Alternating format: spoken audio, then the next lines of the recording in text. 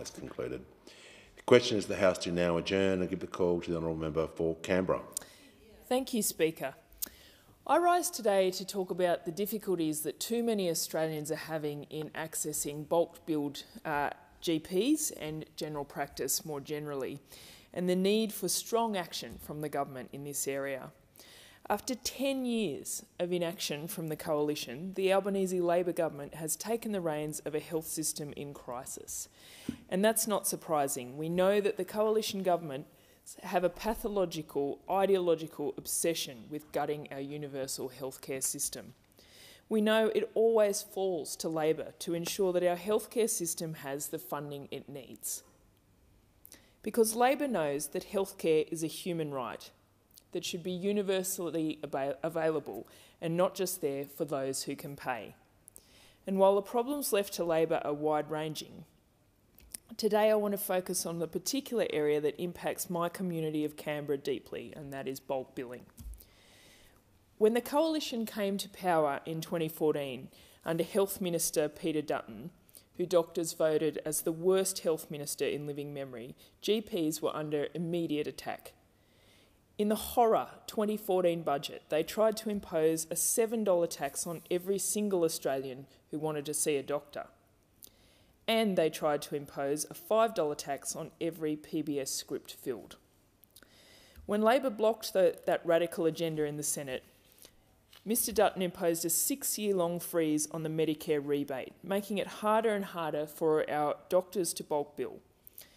The results today are abundantly clear.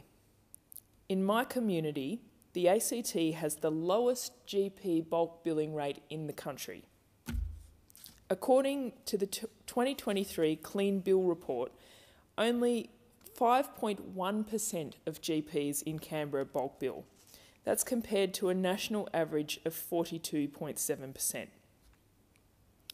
The result of this means that every time one of my constituents needs to see their doctor, they'll be out of pocket around $50 for a 15-minute consultation, or $66 for longer consultations, or more.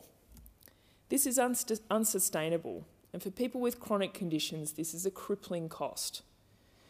One of the key reasons for this frighteningly low rate of bulk billing was the 2020 decision of the former government to remove the ACT and Queanbeyan doctors from the eligibility criteria for rural incentives. That means that doctors were paid 34% less when they bulk billed children and concession patients. Naturally, as a result, our bulk billing rates plummeted further. And while I obviously understand that Canberra is not a rural area, when it comes to bulk billing, my constituents cop some of the worst outcomes in the country. My constituents justifiably want to see this change. In my 2020 Canberra Community Survey, 416 Canberrans listed healthcare as one of their top issues. And when asked to expand, the vast majority of those said that the lack of bulk billing was their key concern. Jonah V said, "It's impossible to find any bulk billing GPs in the ACT. Every time I go to the doctor, we get charged a gap of $60 to $80 for a 15-minute consultation. This is a huge hit to our family budget." Zoe said, "Due to the Medicare freeze, bulk billing GP practices simply don't exist in Canberra anymore."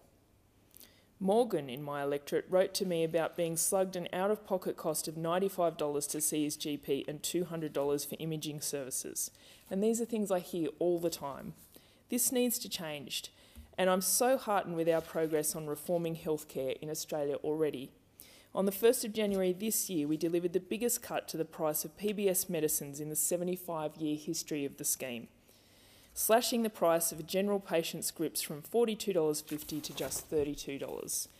And in just the first 2 months this year, the prices of more than 3.2 million scripts have already come down, delivering more than 36 million into the pockets of hard-working Australians. I've also been heartened to hear Minister Butler talk about the need to fix bulk billing in Australia, and I want to thank the Minister and his office for his engagement with me on this issue so far. And I continue to urge him to consider the needs of my community here in Canberra if a regional solution is proposed, because Canberrans can't afford the Coalition's bills anymore. The question is the House do now adjourn, and I give the call to the honourable member for Moore. Thank you, Mr Speaker.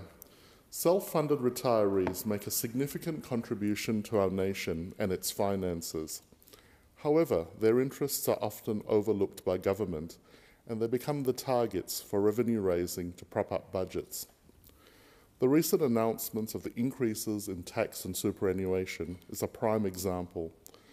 Despite